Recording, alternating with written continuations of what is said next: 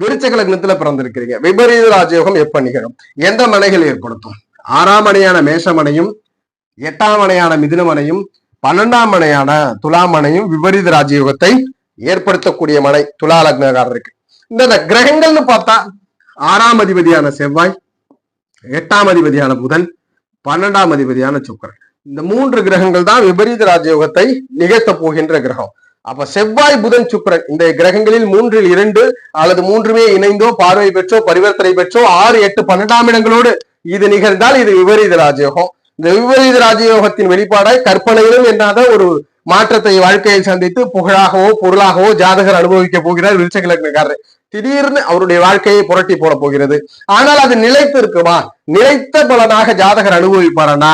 இந்த விருச்சக லக்னத்தில் பிறந்தவருக்கு புதன் வலுத்து இந்த விபரீத ராஜயோகம் நிகழக்கூடாது.